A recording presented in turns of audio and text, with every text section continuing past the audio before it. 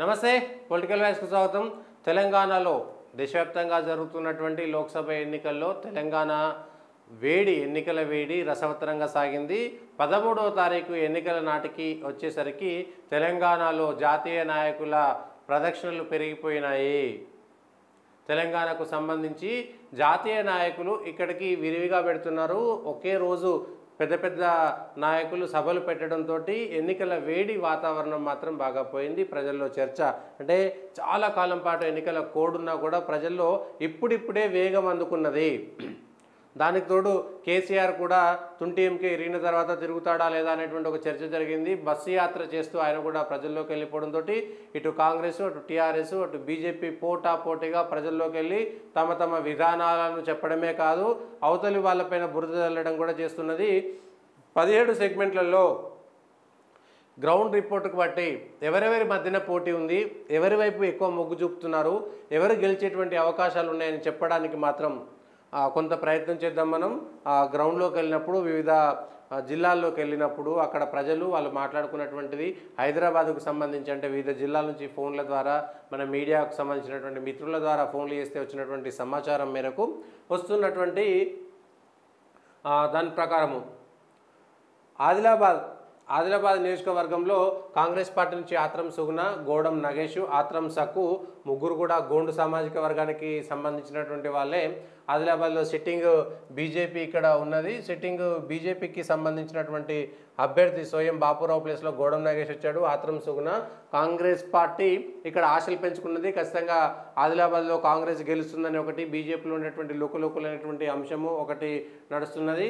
BRS మాత్రం ఇక్కడ పోటీ నామ మాత్రమే అని చెప్పుకోవచ్చు. అంత స్థాయిలో లేదు, గెలిచేంత స్థాయిలో మాత్రం బీఆర్ఎస్ పరిస్థితి ఇక్కడ లేదు. పోటీ మాత్రం ఇటు కాంగ్రెస్ మధ్యన ఇటు బీజేపీ మధ్యన పోటాపోటీ నడుస్తున్నది.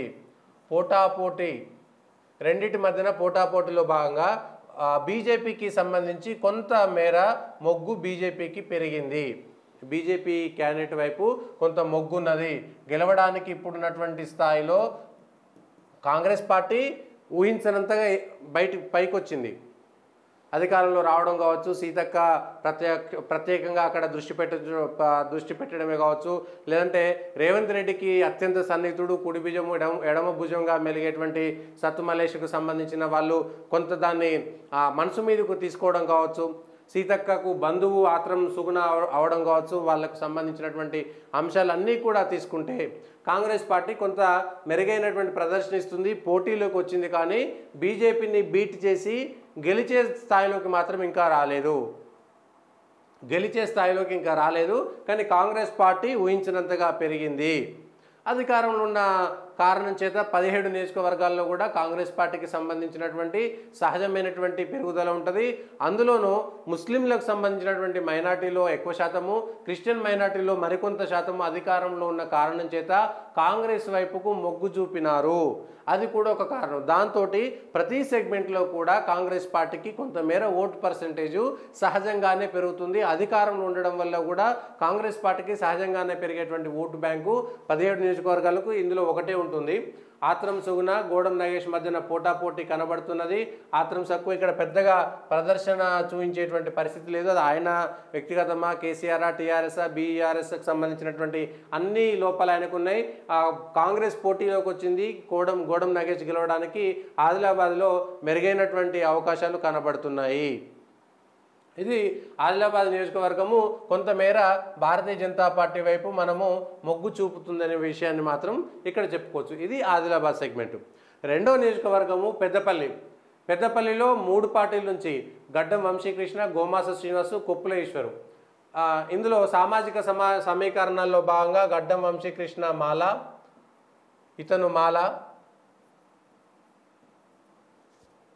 ఇక్కడ గోమాస శ్రీనివాసు నేత కాని అంటే మాలకు సంబంధించినటువంటి ఉపకులము, వీళ్లకు ఎక్కువగా ఉన్నాయి ఓట్లు అనేటువంటిది కొంత చర్చ జరుగుతున్న నేపథ్యంలో బీజేపీ అంతకుముందు 2009లో ఎప్పుడు టీఆర్ఎస్లో పోటీ చేసినటువంటి గోమాస శ్రీనివాస్ను పెట్టింది. కాంగ్రెస్ పార్టీ నుంచేమో గడ్డం వంశీకృష్ణ, వెంకటస్వామి కొడుకు, వాళ్ళ పెద్దనాయన వాళ్ళ నాయన ఇద్దరు ఎమ్మెల్యేలుగా అక్కడ ఉన్నారు. వాళ్ళ తాత అంతకుముందు అక్కడ ఎంపీగా పనిచేసినటువంటి అనుభవం. ఇదంతా కుటుంబ నేపథ్యం, ఆర్థిక నేపథ్యం, ఇవన్నీ కలిసి వచ్చేటువంటి అంశాలు. కాంగ్రెస్ అధికారంలో ఉండడం చేత కొంత కాంగ్రెస్ పార్టీ అప్పర్ హ్యాండ్ ఇక్కడ కనబడుతున్నది. అయితే ఊహించని విధంగా ఇక్కడ టీఆర్ఎస్ పార్టీ కూడా కొంత పెరిగింది. ఈ భారతీయ జనతా పార్టీ కూడా గోమాస శ్రీనివాసు లేదంటే మిగిలిన నేత కానీ అనేటువంటి కమ్యూనిటీ కానీ లేదంటే వెంకటేష్ నేత కూడా ఏది సిట్టింగ్ ఎంపీ వెంకటేష్ నేత కాంగ్రెస్లోకి వెళ్ళి టికెట్ రాకపోవడంతో ఇప్పుడు 2-3 రోజుల క్రితము భారతీయ జనతా పార్టీలో చేరినటువంటి కారణం చేత ఇక్కడ ఉండేటువంటి ఆ 2-3 లక్షల నేత కాని ఓట్లు ఏకపక్షంగా గోమాస శ్రీనివాస్కు వెళ్ళేటువంటి అవకాశం కనబడుతుంది. దీంతో ఇప్పుడు కొంత బీజేపీ కూడా మెరుగైనటువంటి ప్రదర్శనకు వచ్చి ఇది త్రికోణపు పోటీలోకి వెళ్ళినట్టుగా మనం అర్థం చేసుకోవచ్చు. ముక్కోణపు పోటీ, పెద్దపల్లిలో ముక్కోణపు పోటీ ఉంది. ఒకప్పుడు కాంగ్రెస్ పార్టీ అప్పర్ హ్యాండ్లో ఉంది. అభ్యర్థులను ప్రకటించే కంటే ముందు కాంగ్రెస్ పార్టీ ఏకపక్షంగా గెలవాల్సినటువంటి నియోజకవర్గంలో కొంత ఒకటే కుటుంబం మీద ఉన్నటువంటి వ్యతిరేకత అవ్వచ్చు. ఇక 17 నియోజకవర్గాలకు కాంగ్రెస్కి ఎట్లయితే అధికారంలో ఉన్నటువంటి అవకాశాలు కొంత ముస్లిం మైనారిటీ కలిసి వస్తుందో మాదిగ సామాజిక వర్గం తెలంగాణలో ఏకపక్షంగా భారతీయ జనతా పార్టీ వైపు మందకృష్ణ మాదిగ లేదంటే మిగిలినటువంటి మాదిగ సామాజిక వర్గంలో మెజారిటీ బీజేపీ వైపు ఓటేయాలని పిలుపునివ్వడంతో అది 17 నియోజకవర్గాల్లో పనిచేస్తుంది. అదేవిధంగా పెద్దపల్లిలో ఉండేటువంటి ఎస్సీ నియోజకవర్గంలో మాలలకు సీట్ ఇచ్చినా కూడా నేతకానికి సీట్ ఇవ్వడంతో మాలల స్థానంలో కొంత మాదిగల సామాజిక వర్గానికి సంబంధించినటువంటి సపోర్ట్ కూడా బీజేపీకి లభించినట్టుగా మనం కొంత చెప్పుకోవచ్చు. దీంతో ఇది ఒక్కసారిగా ట్రయాంగిల్ ఫైట్లోకి మాత్రం పెద్దపల్లి వెళ్ళిపోయింది. ఉన్నంతలో కొంత మేరకు కాంగ్రెస్ పార్టీకే మొగ్గు చూపవచ్చు. కాంగ్రెస్ పార్టీ వైపే మొగ్గు చూపవచ్చు. కాంగ్రెస్ పార్టీకే 3 పార్టీలు ప్రధానంగా పోటీ ఉంది. అనుకోకుండా కుప్ల ఈశ్వర్ అక్కడ పోటీలోకి వచ్చేసాడు. సింగరేణి ప్రభావమో ఇంకేదో లేదంటే కాంగ్రెస్ మీద ఉన్నటువంటి వ్యతిరేకత ఇంకేదైనా కావచ్చు. బీజేపీకి ఏమో మాదిగ సామాజిక వర్గం నేతకాని సామాజిక వర్గం రెండూ కలిసి రావడం అనేటువంటిది బీజేపీకి సహజంగా మోడీ గాలి 17 నియోజకవర్గాల్లో అదే ఉంటుంది. అభ్యర్థి ఎంత గుంజుకుంటే అంత ఓట్లు వచ్చేటువంటి అవకాశం ఉన్నటువంటి నేపథ్యంలో కొంత అది ఉంటుంది. సింగరేణి ఎఫెక్టు కొంత అక్కడ వామపక్ష భావజాలు ఉన్నటువంటి వాళ్ళు ఇంకా తరతరాలుగా ఉన్నారు కాబట్టి కొంత అది బీజేపీకి మైనస్ అవ్వే అవకాశం ఉంటుంది. కానీ ఏం జరిగినా మాదిగా ప్లస్ నేతకాని సమాజం మోడీ వర్గానికి సంబంధించినటువంటి మోడీ పేరుతోటి లబ్ధి వచ్చేటువంటి ఓట్లు గణనీయంగా బీజేపీకి పెరగడంతో ఇప్పుడు అది ఏకపక్షంగా కాంగ్రెస్ గెలవాల్సినటువంటి సీట్లో ముక్కోనపు పోటీ ఏర్పడింది. ఆ ముక్కోనపు పోటీలో కూడా కొంతమేర కాంగ్రెస్ పార్టీ లాభపడింది. కాంగ్రెస్ పార్టీ వైపే మనం మొగ్గు చూపొచ్చు అనేటువంటి విషయాన్ని ఇక్కడ చెప్పవచ్చు. ఇక కరీంనగర్కు సంబంధించి వెల్చాల రాజేందర్రావు, వినోద్ కుమార్ రావు ఇద్దరు కూడా వెలమ సామాజిక వర్గానికి సంబంధించినటువంటి వాళ్ళే. ఇద్దరు వెలమ సామాజిక వర్గం. బండి సంజయ్ సిట్టింగ్ స్థానం. ఇక్కడ కొంతమేర వినోద్ కుమార్ 3వ ప్లేస్లోకి పడిపోయి కాంగ్రెస్ పార్టీ 2వ స్థానంలోకి వచ్చిందనేటువంటి విషయాన్ని కూడా చెప్పుకోవచ్చు. వెలిచాల రాజేందర్రావుకు సంబంధించినటువంటి ఫోన్ ట్యాపింగ్ ఒకటి అంశం ఉన్నది. కరీంనగర్లో కొంత బీఆర్ఎస్ పార్టీ పెరుగుతుంది అనేటువంటి ఆశలు పెంచుకున్నా కూడా అంత మేరకు అక్కడ ఆశలు చిగురించలేదు, కనపడలేదనేటువంటి విషయం చెప్పుకోవచ్చు. సహజంగా ఇక్కడ బండి సంజయ్ గెలుస్తారనేటువంటి విషయాన్ని చెప్పుకోవచ్చు. మోడీకి ఉండేటువంటి చరిష్మా, తన వ్యక్తిగత చరిష్మా, కొంత బీఆర్ఎస్కి ఉండేటువంటి మైనస్, కాంగ్రెస్కి ఉండేటువంటి మైనస్. వెలిచాల రాజేందర్రావు కూడా పాత తరం వాళ్ళ కుటుంబం రాజకీయాల్లో ఉన్నా కూడా చాలా కాలం పాటు కరీంనగర్ రాజకీయాల నుంచి దూరం ఉండడం కూడా అదొకటి మైనస్ పాయింట్. ఇద్దరు వెలమ సామాజిక వర్గానికి సంబంధించి కొంత బీసీ ఫ్యాక్టరు, కొంత హిందూ ఫ్యాక్టరు, మోడీ ఫ్యాక్టరు అన్నీ బండి సంజయ్ సొంత కులం కూడా కొంత బలమైనటువంటి సామాజిక వర్గానికి సంబంధించినటువంటి ఓటు బ్యాంకింగ్ ఉండడము ఇవన్నీ కూడా కలిసి వచ్చేటువంటి అంశాలే. కరీంనగర్లో గెలవడం కోసము పొన్నం ప్రభాకరు మంత్రి కొంత మేరకు తీవ్రంగా ప్రయత్నం చేస్తున్నా కూడా ఆ దిశగా అందుకునేటువంటి పరిస్థితులు మాత్రం కరీంనగర్లో కనబడడం లేదు. ఇక నిజామాబాద్కు సంబంధించినటువంటి సీట్లలో జీవన్ రెడ్డి, ధర్మపురి అరవింద్, బాజిరెడ్డి గోవర్ధన్ ముగ్గురు కలిసి పోటీ చేస్తున్నారు. ఇక్కడ కవిత అరెస్ట్ అయిన తర్వాత జరుగుతున్నటువంటి ఎన్నిక. అయితే కవితకి ఇంకేం సంబంధం అనుకోవచ్చులే కానీ ఆ ఎఫెక్ట్ ఇంకా ఉంటుంది. కవిత చేసినటువంటి అరెస్టు తర్వాత లిక్కర్ స్కాము ఈ ప్రభావం ఇంకా నిజామాబాద్లో ఉంటుంది. ఇప్పటికే ధర్మపురి అరవింద్, బీజేపీ గాలి, మోడీ గాలి, లేదంటే పసుపు బోర్డు విపరీతంగా ప్లస్ రైల్వే ఓవర్ బ్రిడ్జ్లు, రైల్వే అండర్ బ్రిడ్జ్లకు సంబంధించినటువంటి అంశము, జాతీయ స్థాయి నుంచి వచ్చేటువంటి ఇవన్నీ కూడా తనకు ఉండేటువంటి వ్యక్తిగత చరిష్మా, తనకు ఉండేటువంటి కమ్యూనిటీకి సంబంధించి సామాజిక వర్గం కూడా ఉండడం వల్ల ఇది కొంత ఈయన నెంబర్ 1 అనేటువంటి విషయం చెప్పుకోవచ్చు. సహజంగా కాంగ్రెస్ పార్టీ అధికారంలో ఉండడంతో ఇది నెంబర్ 2, బీఆర్ఎస్ నెంబర్ 3 అనుకోవచ్చు. అయితే బాజిరెడ్డి గోవర్ధన్, ధర్మపురి అరవింద్ ఇద్దరు కూడా ఒకే సామాజిక వర్గానికి సంబంధించినటువంటి వ్యక్తులు. ఇద్దరు అయితే బాజిరెడ్డి గోవర్ధన్ అరవింద్కు సంబంధించినటువంటి ఓట్లు చెల్లిస్తే జీవన్ రెడ్డి బయటపడతాడనేటువంటి ఆశ కాంగ్రెస్కు ఉందిలే. కానీ జీవన్ రెడ్డి, బాజిరెడ్డి గోవర్ధన్ ఇద్దరు కూడా దాదాపుగా 74-75 సంవత్సరాల వయసున్న వాళ్ళే, 73 పైచులకే ఉన్నారు ఇద్దరు కూడా. వయసు కూడా వాళ్ళిద్దరికీ కొంత మైనస్ అయ్యేటువంటి అవకాశం ఉంది. ఇద్దరికి మైనస్ అయ్యేటువంటి అవకాశం ఉంది. 2 సార్లు జీవన్ రెడ్డి ఎమ్మెల్యేగా ఓడిపోవడం ఒక మైనస్. ఇప్పుడు ఎమ్మెల్సీగా ఉన్నా కూడా ఎమ్మెల్సీ నిధులు నిజామాబాద్ సెగ్మెంట్ మీద దృష్టి పెట్టి ఎప్పుడూ తిరగకపోవడం కూడా కొంత మైనస్ అనే చెప్పుకోవచ్చు. గతంలో కరీంనగర్ నుంచి ఎంపీ పోటీ చేశాడు కానీ నిజామాబాద్ ఎంపీగా ఎప్పుడు పోటీ చేయలేదు. బాజిరెడ్డి గోవర్ధన్ కేవలం బీఆర్ఎస్ ఉనికిని కాపాడుకోవడానికి మాత్రమే తప్ప కవిత పోటీ చేసినటువంటి స్థానంలో మళ్ళీ జైలు నుంచి కవితను ఎందుకు పోటీ చేయించలేదు, బీఆర్ఎస్ ఖతం అయిపోయింది అనేటువంటి విషయము. అరవింద్ను దెబ్బ కొట్టి కమ్యూనిటీ ఓట్లు చీల్చేటువంటి ప్రయత్నం చేసినా కూడా వయస్సు రీత్యా అరవింద్ భవిష్యత్తు ఉన్నటువంటి నాయకుడు కాబట్టి, ఇంకో 20 సంవత్సరాల పాటు అక్కడ రాజకీయం చేసేటువంటి చరిష్మా ఉన్నటువంటి నాయకుడు కాబట్టి కొంత ఆయన సామాజిక వర్గం ఆయన వెనుకనే ర్యాలీ అవ్వడము, పసుపు బోర్డు తేవడము, పసుపుకు ధర బాగా పెరగడము, రైల్వే ఓవర్ బ్రిడ్జ్లు, మిగిలినటువంటివి పార్టీకి సంబంధించినటువంటి 2 ఎమ్మెల్యేలు ఉండడం కూడా ఏమీ లేనప్పుడే కవిత మీద గెలిచినటువంటి అరవింద్కు ఇప్పుడు అనేకమైనటువంటి సానుకూలమైనటువంటి అంశాలు ఉన్నాయి. కాబట్టి నిజామాబాద్లో పూర్తి స్థాయిగా Bharatiya Janata party upper hand ఉంటుంది. భారతీయ జనతా పార్టీ పైచేయి సాధించేటువంటి అవకాశం ఉంటుంది.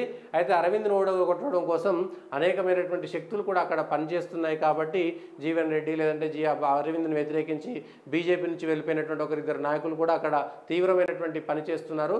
అది సక్సెస్ అయ్యేటువంటి అవకాశం కనబడతలేదు. జీవన్ రెడ్డి కూడా 1-2 మాటలు మాట్లాడడం, హిందూ ముస్లిం ఫీలింగ్ ఉండడం, అటు కరీంనగర్లోను ఇటు నిజామాబాద్లోను తెలంగాణ మొత్తంలో కూడా.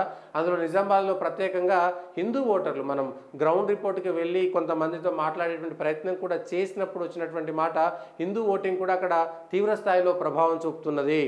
అది కాంగ్రెస్ పూర్తి స్థాయిగా ముస్లింలకు అనుకూలంగా ఉండడంతో అక్కడ ఆల్రెడీ బీజేపీ కొంత హిందుత్వ, ఛత్రపతి శివాజీ, రామాలయం ఇవన్నీ కూడా కలిసి వచ్చేటువంటి అంశాలని చెప్పుకోవచ్చు. జహీరాబాద్లో సురేష్ షెట్కర్ లింగాయతే, బీబీ పాటిల్ లింగాయత్, గాలి అనిల్ కుమార్ మున్నూరు కాపు, ముగ్గురు కూడా బీసీలే. ముగ్గురు బీసీలు పోటీ చేస్తున్నటువంటి స్థానం ఇది. ముగ్గురు కూడా బీసీలే పోటీ చేస్తున్నటువంటి స్థానము జహీరాబాద్. సురేష్ షెట్కర్ కూడా లింగాయత్, ఇది కన్నడ లింగాయత్, ఇది మరాఠా లింగాయత్, అంతే తేడా. ఇద్దరు కూడా, ఈయన కన్నడ, ఆయన మరాఠా. ఈయన యాక్చువల్గా గాలి అనిల్ కుమార్ పటాన్చెరు నియోజకవర్గాన్ని అతన్ని తీసుకుపోయి బల్లికా బక్రా చేసింది బీఆర్ఎస్ పార్టీ అని నేను అనుకుంటున్నా. గాలి అనిల్ కుమార్ నిజంగా ఆయనకు మెదక్ సీట్ ఇస్తే కొంత బలమైనటువంటి ప్రదర్శన ఉండేదేమో. మెదక్ సీట్ ఇవ్వకుండా అక్కడికి షిఫ్ట్ చేయడంతో ఇక్కడ ఏది మెదక్లో వాళ్ళకు ఉండేటువంటి అండర్స్టాండింగ్స్ వేరుగా ఉండడంతో అది జరిగింది. కొంత ఇది 3వ స్థానమే అనుకోవచ్చు. కొంత పోటీ వస్తుంది, మెదక్ పాత స్థానం కాబట్టి ఓట్లు పెరుగుతాయి, ఓట్లు ఉంటాయి అనుకుంటారు. కానీ జహీరాబాద్లో అట్లాంటి పరిస్థితులు ఎక్కడ కనబడడం లేదు. పోటీ సురేష్ షెట్కర్, బీబీ పాటిల్ మధ్య నువ్వా నేనా అన్నట్టుగా పోటాపోటీ సాగుతున్నది. బీబీ పాటిల్కు మద్దతుగా నరేంద్ర మోడీ రావడము, హిందుత్వ ఎఫెక్ట్ ఉండడము, రామాలయం అదంతా కామారెడ్డిలో బీజేపీ ఎమ్మెల్యే ఉండడము, కామారెడ్డి లాంటి స్థానంలో గెలవడము, ఇదన్నీ కూడా కలిసి వచ్చేటువంటి అంశాలు బీబీ పాటిల్కి. కాంగ్రెస్కు అధికారంలో ఉండడము, సురేష్ షెట్కర్ గతంలో ఎంపీగా పనిచేసినటువంటి అనుభవం ఉండడము, ఆయనకు కలిసి వచ్చేటువంటి అంశాలు. ఇద్దరు పోటాపోటీగా ఉన్నా కూడా కొంతమేర ఇక్కడ బీజేపీ, హిందుత్వ, రామాలయ మిగిలినటువంటి అంశాలను కూడా మనం పరిగణలోకి తీసుకుంటే కొంతమేర ఇక్కడ బీజేపీకి మొగ్గు చూపేటువంటి అవకాశాలు మనకు కనబడుతున్నాయి. ఇక్కడ బీఆర్ఎస్ పార్టీ పాపం గాలి అనిల్ కుమార్ను బక్రా చేసిరన్నటువంటి విషయాన్ని నేను అనుకుంటున్నాను. ఇక మెదక్ స్థానంలో నీలం మధు ముదిరాజు, రఘునందన్ రావు, వెంకటరామరెడ్డి, ఒక రెడ్డి, ఒక వెల్మ, ఒక బీసీ. ఈ ప్రత్యేకమైనటువంటి పోటీ. వెంకటరామరెడ్డి నాన్ లోకలు, ఆయన కరీంనగర్ ఎక్కడో జిల్లా, రఘునందన్ రావు లోకలు, నీలం మధు లోకలు. ముగ్గురికి సంబంధించి బీఆర్ఎస్ బీజేపీ మధ్యన పోటాపోటీ నడుస్తుంది. బీఆర్ఎస్ బీజేపీ మధ్యలో కాస్త కాంగ్రెస్ పార్టీ లేస్తుంది, కాంగ్రెస్ పార్టీ పడిపోతుంది. నీలం మధు ముదిరాజు సామాజిక వర్గ ఓటర్లు అధికార పార్టీకి సంబంధించినటువంటి దానిపైనే పడుతున్నారు. కానీ నీలం మధు ముదిరాజే అభ్యర్థి ఒక సాధారణ ఏమంటారు సర్పంచ్ స్థాయి నుంచి ఎమ్మెల్యే పోటీ చేసి ఓడిపోయింది, ఎంపీ పోటీ చేసిండు. కాబట్టి ఆ పటాన్చెరులో కొంతమేరకు మాత్రమే ప్రభావం ఉంటుంది. ఆయన సామాజిక వర్గం ఓటర్ల మీద ప్రభావం చూయించవచ్చు అనేటువంటిది, అంటే ముదిరాజు ఓట్లన్నీ నాకే రావాలని చెప్తున్నా కూడా ఈటల రాజేందర్కు టీఆర్ఎస్ అన్యాయం చేసినప్పుడు ఇదే నీలం మధు ముదిరాజు టీఆర్ఎస్ పార్టీలో ఉన్నాడు. కానీ ఆ రోజు ఇంకో తోటి ముదిరాజుకు ఇబ్బంది జరిగితే ఎందుకు స్పందించలేదు అంటే తన వ్యక్తిగత అవసరాల కోసం కులాన్ని వాడుకుంటున్నారు అనేటువంటి చర్చ ఇప్పుడు మెదక్కు సంబంధించినటువంటి లోక్సభ సెగ్మెంట్లో గజ్వేల్ అదేవిధంగా సిద్దిపేటలో మనం తిరిగినప్పుడు మెదక్, నర్సాపూర్, గజ్వేల్, సిద్దిపేట, ఈవెన్ సంగారెడ్డి ఏరియాలన్నీ కూడా వ్యక్తిగతంగా మేము గ్రౌండ్కు సంబంధించినటువంటి రిపోర్టు ప్రజల దగ్గరికి వెళ్ళినప్పుడు ఆయన ఒక్క కులాన్ని నమ్ముకోవడం వల్ల కూడా కొంత మైనస్ అవుతుంది. ఒకే 2 నెలల్లో 3-4 పార్టీలు మారడం కూడా ఆయనకు మైనస్ అవుతుంది. కొంత డబ్బులు వెదజల్లి చేసేటువంటి ప్రయత్నాలు చేస్తున్నా కూడా అది కూడా ప్రయోగం వికటించేటువంటి అవకాశం ఉంది కాంగ్రెస్ పార్టీ అనేటువంటి ఉంది. అయితే ఇక్కడ కాంగ్రెస్ పార్టీ 3వ స్థానంలోకి వెళ్ళవచ్చు. వెంకట్రామరెడ్డి కొంత డబ్బు ప్రభావము, హరీష్ రావు ప్రభావం అనుకోవచ్చు. వెంకట్రామరెడ్డి వెనక్కి పడిపోయి వెంకట్రామరెడ్డికి పాజిటివ్ కంటే కూడా ఎక్కువ నెగిటివ్స్ ఉండడము. అధికారంలో ఉన్నప్పుడు మల్లన్న సాగరు, రంగనాయక సాగరు భూములు కోల్పోయినటువంటి వాళ్ళు కరోనా సమయంలో, అదేవిధంగా కలెక్టర్గా ఉండి కేసీఆర్ కాళ్ళు మొక్కి ఎమ్మెల్సీ తీసుకున్నటువంటి వ్యక్తి, వేల కోట్ల రూపాయల డబ్బులు దండుకున్నాడు. ఆయనకు ఒక కలెక్టర్గా చేసినటువంటి వ్యక్తికి రాజపుష్ప లాంటి సంస్థ నుంచి ఎన్ని డబ్బులు ఎక్కడికి వెళ్ళి వచ్చినాయి అనేటువంటి ఒక చర్చ మొదలైంది. ఇవన్నీ కూడా చర్చలో ఉన్నాయి. అట్లనే ఆయన రాధాకిషన్ రావు ఇచ్చినటువంటి డీసీపీ రాధాకిషన్ రావు పోయినసారి ఎన్నికల్లో వెంకట్రామరెడ్డి దగ్గర నుంచే డబ్బులు తీసుకుపోయినామనేటువంటి ఒక కన్ఫెషన్ స్టేట్మెంట్ కూడా కొంత మైనస్ అయ్యేటువంటి అవకాశాలు బీఆర్ఎస్కు ఎక్కువగా ఉన్నాయి. రఘునందన్ రావు సహజంగా మాటకారి, లాయరు, అడ్వకేటు, టీచరు. గతంలో దుబ్బాకలో ఛాలెంజ్ చేసి మరీ కేసీఆర్ను ధీటుగా ఎదుర్కొని దుబ్బాకలో బీజేపీ ఎమ్మెల్యేగా గెలిచినటువంటి వ్యక్తి రావడము, అక్కడ ఆయనకు 4 స్థానాలు దుబ్బాకలో పుట్టి సిద్దిపేటలో పెరిగి పటాన్చెరులో ఇల్లు కట్టుకొని సంగారెడ్డిలో ఎమ్మెల్యేగా సంగారెడ్డిలో అడ్వకేట్గా పనిచేసినటువంటి 4 అసెంబ్లీ నియోజకవర్గాల్లో కూడా ఆయన సొంత నియోజకవర్గం అవడం కూడా రఘునందన్ రావుకు కొంత ప్లస్ పాయింట్. మాట్లాడము, రాష్ట్ర వ్యాప్తంగా గుర్తింపు ఉండడము, దుబ్బాక ఎన్నికల్లో గెలిచిన తర్వాత తన ప్రభావం పెరగడము, ఇవన్నీ కూడా కలిసి వచ్చేటువంటి అంశాలు. సహజంగా మోడీ ఇప్పటికే 2 సార్లు ఇటు పటాన్చెరు, సంగారెడ్డి 2 సార్లు మోడీ వచ్చాడు. సిద్దిపేటకి అమిత్ షా వచ్చిండు, నర్సాపూర్కి ఇంకో నాయకుడు, ఇట్లా అది మీద నామినేషన్ ర్యాలీకి ఒక ముఖ్యమంత్రి రావడము, మళ్ళీ ఇవన్నీ కూడా కలిసి వచ్చేటువంటి అంశాలు. వ్యక్తిగతంగా తను లాభము, ఇటు మోడీ ప్రభావం అన్నీ కూడా. గతంలో సంగారెడ్డిలో ఒకసారి టీఆర్ఎస్ బీజేపీ ఎమ్మెల్యే గెలవడము, రామ్మాంపేటలో గతంలో ఒకసారి బీజేపీ ఎంపీ గెలవడము, గతంలో నరేంద్ర మెదక్ నుంచి ప్రాతినిధ్యం వహించడం అనేటువంటి కూడా అక్కడ బీజేపీకి కొంత ఓటింగ్ ప్యాటర్న్ ఉంది, బీజేపీ కొత్త పార్టీ కాదనేటువంటి మెసేజ్ వెళ్ళడం కూడా మెదక్లో కొంత మొగ్గు బీజేపీ వైపే ఉందని చెప్పుకోవచ్చు. బీజేపీకి గెలవడానికి అవకాశాలు ఉన్నాయని చెప్పేటువంటి సీటు మెదక్లో కూడా, అంటే దుబ్బాకలో టీఆర్ఎస్ను ఆపినటువంటి వ్యక్తి మెదక్లో కూడా ఓడగొట్టి టీఆర్ఎస్ను ఆపుతారనేటువంటి చర్చ బాగా జరుగుతున్నది. రఘునందన్ రావు గెలుపుకు అది ఉపయోగపడేటువంటి అవకాశాలు మాత్రం కనబడుతున్నాయి. ఇక మల్కాజ్గిరిలో సునీతా మహేందర్ రెడ్డి, ఈటల రాజేందర్, రాగిడి లక్ష్మారెడ్డి. సునీతా మహేందర్ రెడ్డి చేవెళ్ళ, ఈటల రాజేందర్ హుజూరాబాదు, రాగిడి లక్ష్మారెడ్డి లోకల్ అనేటువంటి ప్రచారం జరుగుతున్నది. సునీతా మహేందర్ రెడ్డి నిజానికి ఈమె చేవెళ్ళ నియోజకవర్గం నుంచి టికెట్ రావాల్సింది, రాకపోగా అడ్జస్ట్మెంట్లో భాగంగా సునీతా మహేందర్ రెడ్డిని ఇక్కడికి తీసుకురావడంతో ఆమె నాన్ లోకల్ అయిపోయింది. ఆమె ప్రచారం కూడా చాలా పేలవంగా ఉంది. సునీతా మహేందర్ రెడ్డి 3 సార్లు ఒక మహిళగా ఉండి 3 సార్లు జెడ్పీ చైర్మన్గా చేసినటువంటి ఒక మనిషి మాట్లాడేటప్పుడు చూస్తే కొంత ఇబ్బందిగా అనిపిస్తుంది. అంటే 3 సార్లు జెడ్పీ చైర్మన్ చేసినటువంటి మనిషికి కనీసం మాట్లాడడం రాలేదు అనేటువంటిది కొంత బాధ కలుగుతున్నటువంటి అంశము.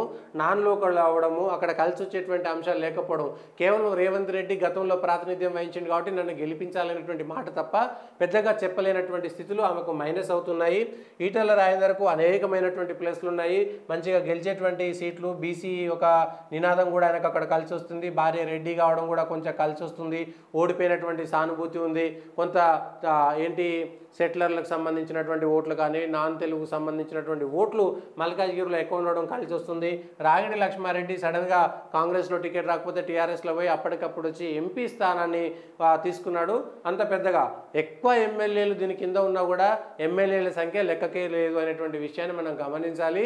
ఇక్కడ బీఆర్ఎస్ పార్టీ థర్డ్లోకి వెళ్ళిపోయేటువంటి అవకాశం ఉంది. కాంగ్రెస్ అధికారంలో ఉన్నది కాబట్టి రెండో స్థానంలో ఇది రావచ్చు. టీఆర్ఎస్ బీజేపీ కాంగ్రెస్లో మధ్యలో బీజేపీ మొదటి స్థానంలో ఉంటే కాంగ్రెస్ బీఆర్ఎస్ నువ్వా నేనా అని రెండో స్థానం కోసం కొట్లాడుకోవడమే తప్ప ఇంకొకటి లేదు.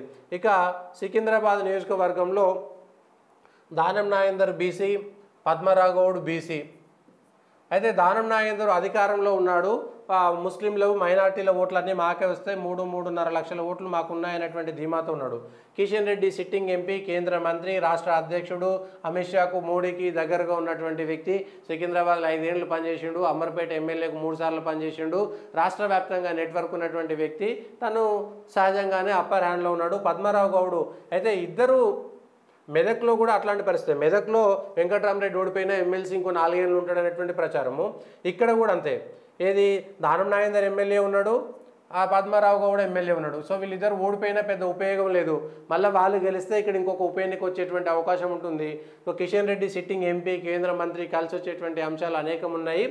ఇది సహజంగా అంతకుముందు దత్తాత్రేయ గెలిచిండు, కేంద్ర మంత్రిగా ఉన్నాడు, కిషన్ రెడ్డి గెలిచిండు. సికింద్రాబాద్లో సహజంగా ఆ ఓటు బ్యాంకు బీజేపీది ఎక్కువగా ఉంటుంది. అది కలిసి వచ్చేటువంటి అంశము. కిషన్ రెడ్డి కేంద్ర మంత్రిగా ఉన్నాడు, మోడీ దగ్గర ఉంటాడు, అమిత్ షా దగ్గర ఉంటాడు అనేటువంటి ప్రచారం కూడా కలిసి వచ్చేటువంటి అంశము.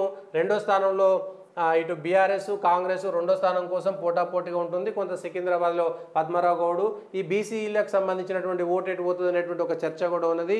మైనార్టీ ఓట్లు కూడా ప్రభావం చూపేటువంటి అవకాశం ఉన్నటువంటి స్థానము సికింద్రాబాదు. ఇక హైదరాబాద్లో ఈ కాంగ్రెస్ పోటీ చేసినా చేయనట్టే లెక్క. ఇది నేను కాంగ్రెస్ వదిలేస్తున్నది, ఏదో ఒట్టికి నామకే వాస్తే చేసేదే. ఇక్కడ గడ్డం శ్రీనివాస్ యాదవ్ ఇది నామకే వాస్తే, అది ఏదో హిందువుల ఓట్లు గెలిచి మజ్లిస్కి చేసేదే. మాధవీలత ఇక్కడ రాయాల్సిన పేరు ఓవైసీ, రాయాల్సిన పేరు ఓవైసీ. వీళ్ళంతా ఒకటే, కాంగ్రెస్, ఓవైసీ, ఈ శ్రీనివాస్ యాదవ్ ముగ్గురు కూడా 3 పార్టీలు కూడా ఒకటే. ఇక్కడ పోటీ బీజేపీకి వర్సెస్ ఓవైసీ ఉంటుంది. ఈ పోటాపోటీగా కనబడుతున్న మాధవీలత హైదరాబాద్లో తిరుగుతున్నా కొంత ఓటింగ్ పర్సెంటేజ్ పెరిగేటువంటి అవకాశం ఉన్నా కూడా ఎంబీటీ పోటీ చేయకపోవడము, ఈ వలీవుల్లా సమీర్ కూడా సాధారణంగా పోటీ చేయడం అనేటువంటిది అదన్నీ కలిసి వచ్చేటువంటి అంశాలే. సాధారణంగా ఓవైసీ వైపే మనం మొగ్గు చూపేటువంటి అవకాశం ఉన్నది. బీజేపీకి ఓట్ల శాతం పెరిగేటువంటి అవకాశం ఉన్నా కొంత మేరకు స్త్రీ మహిళ కాబట్టి కొంత మహిళా ఓట్లు, త్రిబుల్ తలాక్ సంబంధించినటువంటి మహిళా ఓట్లు వస్తాయనేటువంటి ఆశ పెట్టుకుంది. గెలుస్తాము, టక్కరిస్తాము అనేటువంటి అవకాశం కనబడుతున్నా కూడా అక్కడ ఉండేటువంటి బీజేపీ కార్యకర్తలు, బీజేపీ నాయకులకు అభ్యర్థికి మధ్య చాలా గ్యాప్ ఉన్నది. అభ్యర్థికి బీజేపీ కార్యకర్తలకు నాయకులకు మధ్యన ఎక్కడ కూడా సమన్వయం లేదు అనేటువంటి విషయం స్పష్టంగా కనబడుతున్నది. మాధవీలత కూడా కృత్రిమంగా వచ్చినటువంటి ఈ ఛానల్స్ వల్ల వచ్చేటువంటి హైప్ మీద ఆధారపడ్డది. కానీ కార్యకర్తలు నాయకుల మధ్య ఉన్నటువంటి సమన్వయాన్ని ఇటు పార్టీ కానీ అటు అభ్యర్థి కానీ తీర్చుకోలేనటువంటి సందర్భము. ఓవైసీ అక్కడ వాళ్ళకు ఉన్నటువంటి పట్టు మనం చెప్పాల్సినటువంటి అవసరం లేదు. సహజంగా వాళ్ళంతా ఒక్కటైపోయారనేటువంటి మెసేజ్ వెళ్ళిపోయింది కాబట్టి ఓవైసీ వైపే కొంత మనం మొగ్గు చూపవచ్చు. బీజేపీ పోటీ మాత్రం ఇస్తుంది. బీజేపీ ఓవైసీ మధ్యనే పోటీ ఉంటుంది. ఇక చేవెళ్ళ నియోజకవర్గంలో రంజిత్ రెడ్డి, అసలు ఈ రంజిత్ రెడ్డి ఈ సునీతా మహేందర్ రెడ్డి, రంజిత్ రెడ్డిని మల్కాజ్గిరి పంపించి సునీతా మహేందర్ రెడ్డిని చేవెళ్ళలో పోటీ చేయిస్తే కాంగ్రెస్కు కొంత ప్లస్ పాయింట్ ఉండేది. కానీ రంజిత్ రెడ్డిని చేవెళ్ళలో ఉండడం వల్ల ఆయనకు ఉండేటువంటి కాంగ్రెస్ నాయకులు కార్యకర్తలు రంజిత్ రెడ్డికి ఎక్కడా సహకరించట్లేదు. కొండా విశ్వేశ్వరరెడ్డికి సహజంగా ఇటు టీఆర్ఎస్లోనూ అటు కాంగ్రెస్లోనూ అందరూ ఆయనకు కలిసి వచ్చేటువంటి అంశాలు ఏంటంటే ఆయన గెలుస్తాడనేటువంటి వచ్చిన మాట నేపథ్యంలో టీఆర్ఎస్ కాంగ్రెస్ శ్రేణులు ఎక్కువగా కొండా విశ్వేశ్వరరెడ్డి వైపు పనిచేయడాన్ని మనం గ్రౌండ్లో చూసినాం. వాళ్ళు టీఆర్ఎస్ జెండాలు కాంగ్రెస్ జెండాలు వేసుకున్నారు, కానీ కొండా విశ్వేశ్వరరెడ్డికి పనిచేసేటువంటి కొన్ని అంశాలను మనం చూసినాం. కాసాని జ్ఞానేశ్వర్ బీసీ కార్డు వేస్తున్నాడు, కానీ చివరి క్షణంలో అక్కడ ఆయన బీసీని ఇచ్చారు. టీఆర్ఎస్ పార్టీ బీసీలకు ఎక్కువ ఇచ్చిందనే పేరు ఉంది, కానీ ఓడిపోయే సందర్భంలో అన్ని బీసీలకు టికెట్ ఇచ్చింది, గెలిచే సందర్భంలో ఇయ్యలేదు. ఇక్కడ చేవెళ్లలో కూడా కొంత బీజేపీయే మనం మొగ్గని చెప్పుకోవచ్చు ఈ అన్ని స్థానాల్లో. మహబూబ్ నగర్లో కూడా వంశీచంద్ర రెడ్డి డీకేఆర్ల మధ్యన పోటీ నడుస్తున్నది. నువ్వా నేనా అన్నట్టు సాగుతున్నది. వీళ్ళు పోటీలో లేరు. ఎక్కడ అభ్యర్థి కూడా తిరగట్లేదు, వాళ్ళు కనబడడం లేదు. మనం నిజామాబాద్ కూడా పొయ్యేసి వచ్చినాము. ఆ పొయ్యి వచ్చినటువంటి దాంట్లో కూడా ఎవరు కనబడలేదు. నిజామాబాద్కు పోయినటువంటి దాంట్లో ఎవరు కనబడలేదు మనకు. సో ఆ మహబూబ్ నగర్కి వెళ్ళినప్పుడు ఎక్కడ కూడా ఎవరు కనబడలేదు. ఆ కనబడని టీఆర్ఎస్ నాయకుడు ఎవరంటే సిట్టింగ్ ఎంపీ ఎట్లా ఓడిపోయేదానికి తిరగడం అవసరమని తిరుగుతలేనట్టుంది. ఏదో కేసీఆర్ వెళ్ళినప్పుడు బాగా జనాలు వచ్చారని అనుకుంటున్నారు. ఆ టీఆర్ఎస్ ఓట్లు కొంత బీజేపీ గెలుస్తాయి కాబట్టి కాంగ్రెస్కి అది ప్లస్ పాయింట్ అవుతుందని వాళ్ళు వ్యక్తిగతంగా చాలా దిగజారిపోయినటువంటి విమర్శలు ఒకరిపైన ఒకరు చేసుకోవడమే ఈ ఎన్నికలు మొత్తము చూస్తున్నటువంటి అంశం. అక్కడ డీకేఆర్ అనేటువంటి మహిళ మీద కూడా అట్లాంటి కొన్ని మాటలు ప్రభావం చూపుతాయి. డీకేఆర్ మీద కాంగ్రెస్ వాళ్ళు చేసేటువంటి అంశాలు, మహిళలను కించపరుస్తున్నటువంటి అంశాలు ప్రజల్లోకి వెళ్తుంది. కాంగ్రెస్కు కొంత మైనస్ అవుతుంది. వంశీచంద్ర రెడ్డి కంటే కూడా డీకేఆర్ వీళ్ళు పోటాపోటీ ఉన్నారని చెప్పొచ్చు. 1-2%, 3% ఈ డీకేఆర్ వైపు కొంత మొగ్గు చూపుతుంది అనేటువంటి విషయం మనం చెప్పుకోవచ్చు. నాగర్ కర్నూల్లో ఇక్కడ వెరైటీగా త్రిముఖ పోటీ వచ్చేసింది. నాగర్ కర్నూల్లో కాంగ్రెస్ పార్టీ అప్పర్ హ్యాండ్ ఉంటుంది అనుకున్నారు. సహజంగా రేవంత్ రెడ్డి సొంత గ్రామం అటు మహబూబ్ నగర్ కానీ నాగర్ కర్నూలు కానీ సొంత ఊరు పుట్టిన ఊరు నాగర్ కర్నూలు ప్రాతినిధ్యం వహిస్తుంది రేవంత్ రెడ్డి. కొడంగల్, మహబూబ్ నగరు మొన్నటిదాకా ప్రాతినిధ్యం వహించింది మల్కాజ్గిరి కాబట్టి 3 స్థానాలు ముఖ్యమైనటువంటి అనుకుంటున్నారు. కానీ నాగర్ కర్నూల్లో ఇక్కడ త్రిముఖ పోటీ ఏర్పడింది. ఆర్ఎస్ ప్రవీణ్ వచ్చిన తర్వాత కొంత మాదిగ ఓట్లు ఈసారి కాంగ్రెస్ పార్టీని తీవ్రంగా డ్యామేజ్ చేస్తున్నాయి. మాదిగ సామాజిక వర్గం తీవ్రంగా కాంగ్రెస్ను వ్యతిరేకిస్తున్నది. ఇక్కడ మల్లు రవికి, సంపత్కు వీళ్లకు పడకపోవడం కూడా పైకి బాగానే కనబడుతున్నా కూడా లోపల సామాజిక వర్గాల్లో ఉండేటువంటి కాంగ్రెస్లోనే మల్లు రవికి ఇవ్వడం పైన ఇప్పటికీ కాంగ్రెస్లో ఉండేటువంటి మాదిక సామాజిక వర్గ ఓటర్లు ఎవరు పనిచేయడం లేదు, నాయకులు పనిచేయడం లేదు. ఇక్కడ భరత్ కూడా బీజేపీ మోడీ వచ్చినటువంటి హవాతోటి పోటీలోకి వచ్చాడు. ఆర్ఎస్ ప్రవీణ్ కూడా పోటీలోకి వచ్చాడు. ఇక్కడ త్రిముఖ పోటీలో కొంత మేరకు మల్లు రవికి కొంత మేరకు ఎడ్జ్ ఉందనే చెప్పుకోవచ్చు. ఇప్పటికి కూడా మల్లు రవికే ఎడ్జ్ ఉందనేటువంటి విషయాన్ని మనం చెప్పుకోవచ్చు. కానీ ఇక్కడ త్రిముఖ పోటీ వచ్చింది. మూడు పార్టీలు కూడా త్రిముఖ పోటీలోకి వచ్చాయనేటువంటి విషయాన్ని చెప్పుకోవచ్చు. ఈ త్రిముఖ పోటీలో ఉండేవి కిందికి మీదికి కావచ్చు, మీది కిందికి కావచ్చు. లాస్ట్ 2 రోజుల్లో పైసల ప్రభావం కానీ మిగిలినటువంటి ప్రభావాలు కూడా వాళ్ళ పైన ఉంటాయి. నాగర్ కర్నూలులో త్రిముఖ పోటీ వచ్చింది. కొంత మేరకు కాంగ్రెస్ పార్టీకి మనం ఎడ్జ్ చూపెట్టవచ్చు. నల్గొండలో జానారెడ్డి కొడుకు సైదిరెడ్డి, కంచెల కృష్ణారెడ్డి కొంత టీఆర్ఎస్ పార్టీ తన ఓట్లను పెంచుకునేటువంటి ప్రయత్నం చేస్తుంది. కానీ ఎప్పుడు కూడా టీఆర్ఎస్ ఇక్కడ గెలిచినటువంటి చరిత్ర లేదు. సైదిరెడ్డి బీజేపీ నుంచి పోటీ చేస్తున్నాడు. అదేవిధంగా రఘువీర్ కుందూరు కాంగ్రెస్ పార్టీ అభ్యర్థిగా ఉన్నాడు. కొంత మేరకు ఇక్కడ కాంగ్రెస్ పార్టీకే మనం మొగ్గు చూపవచ్చు. సహజంగా నల్గొండలో ఉండేటువంటిది బీజేపీకి పోయినసారి కంటే ఒక గౌరవప్రదమైనటువంటి ఓటింగ్ నల్గొండలో వస్తుందనేటువంటి విషయాన్ని మాత్రం స్పష్టంగా చెప్పవచ్చు. నల్గొండలో బీజేపీకి గౌరవప్రదమైనటువంటి ఓటింగ్ మాత్రం ఉంటుంది. బీఆర్ఎస్ పార్టీకి కూడా గౌరవప్రదమైనటువంటి ఓటింగ్ వస్తుంది. కొంతమేర కాంగ్రెస్ పార్టీకి మొగ్గు చూపగలిగేటువంటిది ఏదైతే ఉంది అది కూడా బీజేపీ పోటీ పెరిగింది. సైదిరెడ్డి రావడం, ఒకసారి ఉప ఎన్నికల్లో గెలవడం అనేటువంటి అంశాలు కూడా బీజేపీకి నల్గొండ టౌన్ కానీ హుజూర్ నగర్ కానీ కలిసి వచ్చేటువంటి అంశాలు. సూర్యాపేటలో సంకినేని వెంకటేశ్వరరావుకు సంబంధించినటువంటి ఆ 30-40 వేల ఓటింగ్ ప్రతిసారి రావడం అది కూడా కొంత మేరకు కలిసి వచ్చేటువంటి అంశం. ఇటు సూర్యాపేట, ఇటు నల్గొండ, అటు హుజూర్ నగర్లో కలిసి వస్తాయి. సరే ఏమో అద్భుతం జరిగితే తప్ప కాంగ్రెస్ ఓడిపోకపోవచ్చు అనేది నేను అనుకుంటున్నాను. కొంత బీజేపీ మాత్రం ఓటు బ్యాంకుని పెంచుకునేటువంటి ప్రయత్నం చేస్తున్నది. భువనగిరిలో చామల కిరణ్ కుమార్ రెడ్డి, ఈ కిరణ్ కుమార్ రెడ్డి ఎవరో కూడా ప్రజలకు తెలియదు. కాంగ్రెస్కు గెలవాల్సినటువంటి సీట్లో కాంగ్రెస్ ఓడిపోతుంది. భువనగిరిలో గ్రౌండ్లోకి పోయినాం. ఈ చామల కిరణ్ కుమార్ రెడ్డి అనేటువంటి వ్యక్తి ప్రజలకు తెలియకపోవడము కాంగ్రెస్కు ఒక మైనస్. ఏదో కోమరెడ్డి బ్రదర్స్ వాళ్ళు తిరుగుతున్నారనేటువంటి ప్రచారం జరిగినా కూడా అది గ్రౌండ్లోకి వెళ్ళట్లేదు. కొంత ఇక్కడ బీజేపీ గెలవడానికి అవకాశం ఉన్నది. క్యామ మల్లేష్ అసలు రేస్లో లేడు. ఎక్కడ బీసీ కార్డు ఇవన్నీ ఇబ్రహీంపట్నం ఓట్లు ఇవన్నీ పడతాయి, కుర్మ ఓట్లు అనుకుంటున్నారు. కానీ ఆ బీసీ ఓటింగ్ అంతా కూడా కొంత బూర నర్సయ్య గౌడ్కు అయిపోయింది. మోడీ ప్రభావం అనుకోవచ్చు, వ్యక్తిగతమైనటువంటి ఆ పేరు ఉండడం కావచ్చు. 3 అంశాలు కూడా కొంత బూర నర్సయ్య గౌడ్ వైపు మొగ్గు చూపుతున్నాయి. కిరణ్ కుమార్ రెడ్డి అనేటువంటి వ్యక్తి అభ్యర్థి ఇక్కడ చాలా మైనస్ భువనగిరి అనేటువంటి విషయాన్ని మనం చెప్పుకోవచ్చు. అభ్యర్థి వ్యవహార శైలి కూడా అక్కడ బాగా ప్రశ్నార్థకంగా మారిపోయింది. అట్లా భువనగిరి నియోజకవర్గంలో కాంగ్రెస్ పార్టీ ఓడిపోవడానికి అభ్యర్థి కూడా ఒక కారణం. బీజేపీ గెలవడానికి అభ్యర్థి, మోడీ, ఎయిమ్స్ ఇట్లా అనేక అంశాలు ఆయన వైపు మొగ్గు చూపుతున్నాయి. బీఆర్ఎస్ లేకపోవడంతో ఈ ఓటింగ్ కూడా కొంత బూరనరసయ్య గౌడ్కు పాత పరిచయాల వల్ల బీజేపీ వైపుకు వెళ్ళిపోతున్నాయి. వరంగల్లో మహమ్మద్ కావ్య, కడియం కావ్య కాదు మహమ్మద్ కావ్య, ఈ ప్రచారం బాగా వెళ్ళిపోయింది. ఆమె లవ్ జిహాద్ ట్రాప్లో పడింది. ఆంధ్ర కోడలు, గుంటూరు కోడలు, ఆమె మహమ్మద్ కావ్య అనేటువంటిది బాగా ప్రచారంలోకి వెళ్ళడము, కడియం శ్రీహరి అభ్యర్థిగా ప్రకటించిన తర్వాత కాంగ్రెస్లోకి రావడం అనేటువంటిది బాగా ఆయన మీద వ్యతిరేకత ఉన్నది. సిట్టింగ్ టీఆర్ఎస్ ఎమ్మెల్యే కాంగ్రెస్కి వెళ్ళిపోవడం పైన కూడా వ్యతిరేకత వచ్చింది. ఆరూరు రమేష్కు సహజంగా స్టేషన్ గన్పూర్, వర్ధనపేట, వరంగల్ అర్బన్ 2, హన్మకొండ వరంగల్ ఈ 4 స్థానాలు కొంత పరకాలు, 5 స్థానాల్లో కొంత ఫెచ్చింగ్ రావడం వల్ల కాంగ్రెసు బీజేపీ పోటాపోటీ ఉన్నాయి. కొంత ఆరూరు రమేష్ వైపు కొంత 1-2% మొగ్గున్నది. మధ్యలో సుధీర్ కుమార్ వస్తాడు అనుకున్నారు కానీ ఈయన ఈ హనుమకొండ జిల్లాకు, ఈ వరంగల్ జిల్లాకు సంబంధం లేనటువంటి వ్యక్తి, కొంత పాత కరీంనగర్ భావజాలు ఉన్నటువంటి వ్యక్తి, ఉద్యమకారుడైనా కూడా ఆయన ఎక్కడ కనిపించట్లేదు అనేటువంటి విషయాన్ని మనం అర్థం చేసుకోవచ్చు. మహబూబాబాద్లో ఊహించని విధంగా కొంత టీఆర్ఎస్ పార్టీ గెయిన్ అయింది అనేటువంటిది గ్రౌండ్ నుంచి వచ్చినటువంటి రిపోర్టు. కాంగ్రెస్ బీఆర్ఎస్ మధ్యన పోటాపోటీ నడుస్తుంది. కొంత బీజేపీకి గౌరవప్రదమైనటువంటి ఓట్లు వస్తాయనేటువంటి మాట మాత్రం చర్చలోకి వస్తుంది. కానీ మాలోత్ కవిత సహజంగా రేస్లోకి వచ్చింది అనుకోకుండా కాంగ్రెస్కు పోటీ ఇస్తుంది అనేటువంటి చర్చ మాత్రం మహబూబాబాద్లో వస్తుంది. ఇక్కడ కొంత కాంగ్రెస్ పార్టీకి మొగ్గు చూపినా కూడా మాలోత్ కవితను తక్కువ అంచనా వేయలేము, బీఆర్ఎస్ను కొంత తక్కువ అంచనా వేయలేము. కాంగ్రెస్ పట్ల వచ్చినటువంటి వ్యతిరేకత అనేటువంటిది బాగా కనబడుతున్నది. ఇక చివరిగా ఖమ్మం, రామసాయం రఘురామరెడ్డి, తాండ్ర వినోదరావు, నామా నాగేశ్వరరావు.